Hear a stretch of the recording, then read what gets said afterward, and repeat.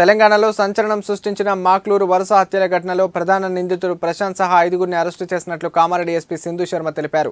నిందితులను మీడియా ముందు ప్రవేశపెట్టి కేసు వివరాలను ఆమె వెల్లడించారు.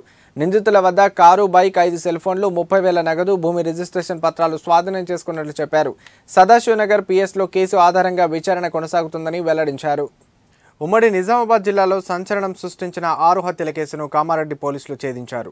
నిందితుడు ప్రశాంత్ను కామారెడ్డి ఎస్పీ సింధు శర్మ మీడియా ముందు ప్రవేశపెట్టారు.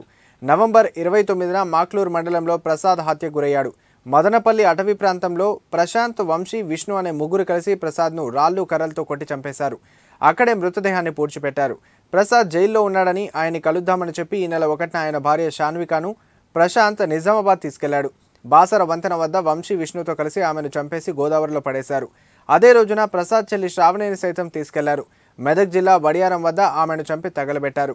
ప్రసాద్ వద్దకు వెళ్దామని చెప్పి ఆయన తల్లి, పిల్లలు, మరో చెల్లిని కూడా ప్రశాంత్ తీసుకెళ్లాడు. వారిని నిజామాబాద్ లాడ్జీలో ఉంచారు. డిసెంబర్ 4న తమ్ముడితో కలిసి పిల్లల్ని ప్రశాంత్ చంపేసి మెండోరా వద్ద సోన్ బ్రిడ్జ్ వద్ద నీళ్లలో పడేశారు.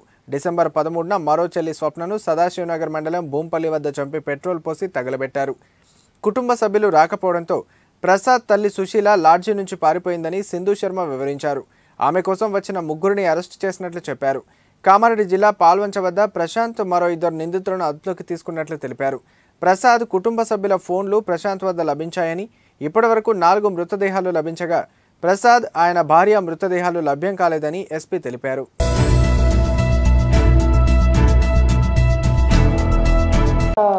ఆల్ట్రోజ్ కార్ ఒకటి, ఒక bike and land registration documents. అంటే ఈ ఇయర్ మేలో అక్యూజ్డ్ A1 ప్రసాద్ అనే అతని యాన్సిస్ట్రల్ హౌస్ని తన పేరు మీదకి మార్చుకున్నాడు, ట్రాన్స్ఫర్ చేయించుకున్నాడు.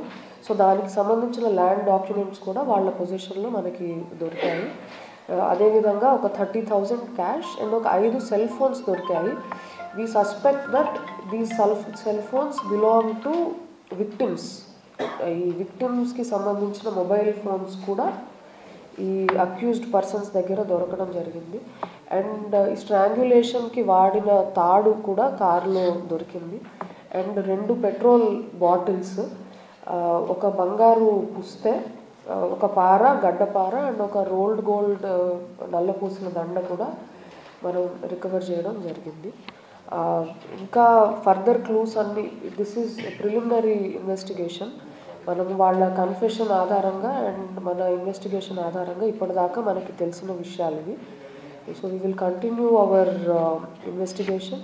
మనము ఒక పర్సన్కి సంబంధించి, అంటే హూ ఈజ్ మిస్సింగ్ నౌ, వీళ్ళ కన్ఫెషన్ ప్రకారం ఎగ్జిబిషన్ చేయించాలి. And another victim as per their confession, వాళ్ళ గురించి కూడా we have to continue our search. And వీటిలో ఇంకొక another important issue is, as per their plan ఈ ప్రసాద్ అనే ఆవిడ వాళ్ళ మదర్ని కూడా వాళ్ళకి చంపుదామనే ప్లాన్ ఉంది. Because one after the other అందరు ఫ్యామిలీ మెంబర్స్ని దేవర్ eliminating.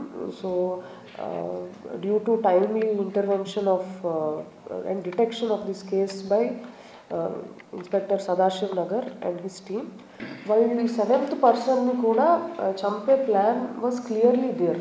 ఎందుకంటే వీళ్ళు ఎప్పుడైతే పాల్వంచ వదిలిపెట్టి లాడ్జ్కి తీసుకువెళ్ళారో, నిజామాబాద్లో ఒక లాడ్జ్లో వీళ్ళందరినీ ఫ్యామిలీ మెంబర్స్ని పెట్టడం జరిగింది, sisters, children and mother. So ఇందులో ఈ ప్రశాంత్ అంటే అక్యూజ్డ్ వాళ్ళ మదర్ కూడా షీ హ్యాస్ హెల్ప్ దెమ్, అంటే ఆ లేడీని కన్విన్స్ చేయడము, బికాజ్ అందరూ they are of same village.